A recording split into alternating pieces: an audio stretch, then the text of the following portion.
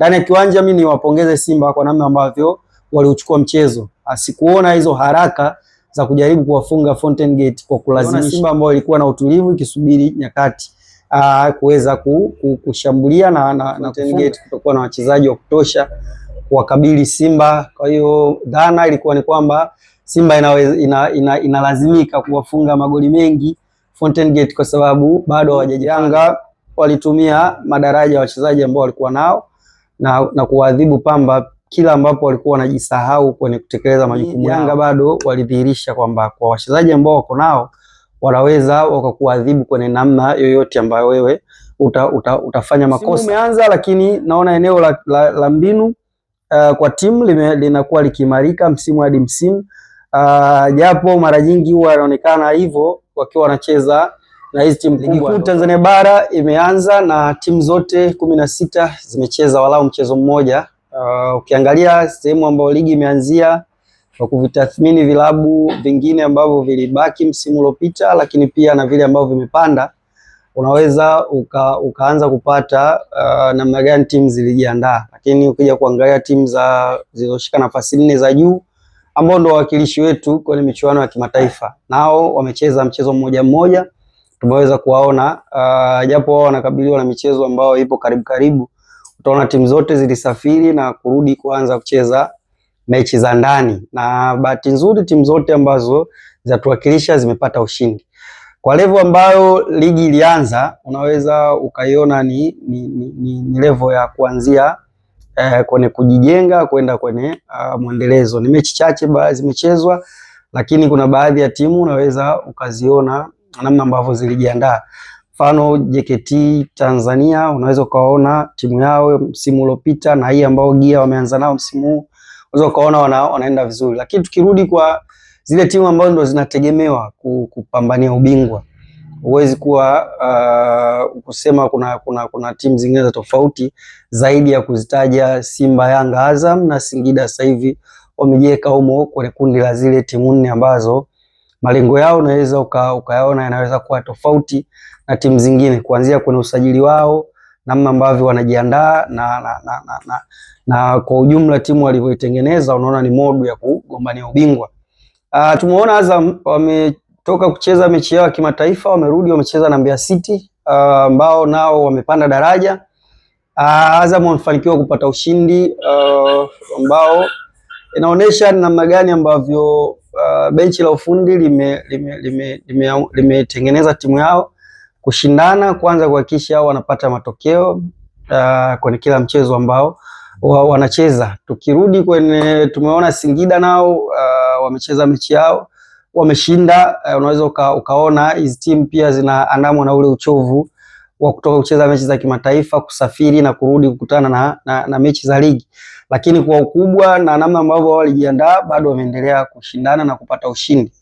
Juzi tuliona Yanga wamecheza mechi yao dhidi ya Pamba ambako Pamba walionekana walijiandaa kisaikolojia, lakini pia utimamu wa mwili, kimbinu, walijiandaa vizuri, kitu ambacho kwenye kipindi cha kwanza kilionekana kuwapa shida sana Yanga. Na baada ya kwenda mapumziko, nadhani ndipo Pamba ambapo walijihisi wanawaweza Yanga. Kwa walivyorudi kulikuwa na kupoteza umakini, hasa timu inapokuwa haina mpira. Ile mianya ambao waliiziba kipindi cha kwanza, kipindi cha pili walikuwa wakiacha ikiwa wazi, na baada ya Yanga kufanya mabadiliko ya baadhi ya watu, ile mianya ilianza kuonekana na Pamba wakaadhibiwa. Waliadhibiwa kwa goli 3 kwa sababu Yanga walitumia madaraja ya wachezaji ambao walikuwa nao na kuadhibu Pamba kila ambapo walikuwa wanajisahau kwenye kutekeleza majukumu yao, hususan wakati wa kujilinda. Kwa hiyo unaweza ukaona ni mechi ambayo iliamuliwa zaidi na madaraja ya wachezaji. Unaweza kuwapongeza Pamba kwa namna ambavyo walijiandaa, lakini Yanga bado walidhihirisha kwamba kwa wachezaji ambao wako nao wanaweza wakakuadhibu kwenye namna yoyote ambayo wewe utafanya makosa. Kwa ujumla Pamba kama kipindi cha kwanza walivyocheza wangeweza walau kupeleka ile performance kipindi cha pili, tungeweza kuona mchezo wa tofauti. Lakini unaweza kuwasifia Yanga kwa namna ambavyo walikuwa walikuwa na ile unasema utulivu, bali walikuwa hawafanyi vizuri kwenye mchezo, lakini bado waliendelea kuwa wavumilivu, kuendelea kuwa na nidhamu ya kujilinda, na ilipofika wakati ambapo Pamba muda wa umakini ulipoanza kupotea, ikiwemo kuanza kuzalisha uchovu kwa sababu ya namna ambavyo timu ilidefend kwa muda mrefu, Yanga waliweza kuwaadhibu. Hao ni mabingwa watetezi, lakini makamu bingwa Simba alikuwa na mchezo na Fountain Gate, mchezo ambao ulikuwa umetawaliwa na stori nyingi za nje ya uwanja, ikiwemo Fountain Gate kutokuwa na wachezaji wa kutosha kuwakabili Simba. Kwa hiyo dhana ilikuwa ni kwamba Simba inalazimika kuwafunga magoli mengi Fountain Gate kwa sababu bado hawajajipanga, watu wakivuta nyakati ambazo Simba walicheza pia na Fountain Gate hii ambayo ilikuwa na baadhi ya wachezaji wao watumiki, ikawafunga goli 4 pale KMC. Kwa hiyo mchezo wa jana pia ulikuwa na stori hizo za timu kutokutimia, na kisaikolojia ilikuwa inaathiri mchezo kwa upande wa Simba. Kwa nini? Kwa sababu wao walikuwa wanajiona kama wana shinikizo la kuwafunga kwa sababu hawako organized huko nje ya kiwanja, lakini ndani ya kiwanja bado mwalimu alikuwa na wachezaji wake 11 na mabadiliko alikuwa na wachezaji wawili, kwa maana mwalimu wa Fountain Gate. Ndani ya kiwanja mimi niwapongeze Simba kwa namna ambavyo waliuchukua mchezo. Asikuona hizo haraka za kujaribu kuwafunga Fountain Gate kwa kulazimisha. Niliona Simba ambao ilikuwa na utulivu ikisubiri nyakati kuweza kushambulia na kufunga. Ndio maana muda mwingi wa kipindi cha kwanza wachezaji ambao waligusa mara nyingi mpira wanaweza kuwa ni defender wa Simba Deruk pamoja na Chamu, kama sio wale mafullback wawili kwa maana Kapombe na Kamara. Utaona ni kwa nini, kwa sababu timu ya Fountain Gate wengi walikuwa wako eneo la katikati kuelekea kwenye goli lao. Kwa hiyo kukawa kuna nafasi chache ya kucheza kwenye eneo la Fountain Gate na nafasi kubwa ikawa kucheza kwenye eneo la Simba, na ndio maana utaona walinzi hao walikuwa na uhuru wa kupasiana pamoja na goalkeeper.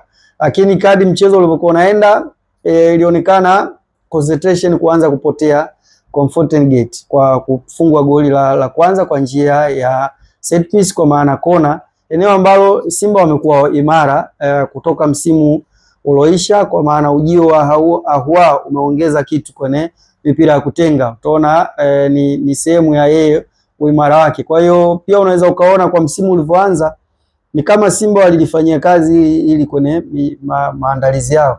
Nakumbuka hata mchezo wa Simba Day alifunga goli kama hilo Hamza kwa kona hivyo hivyo.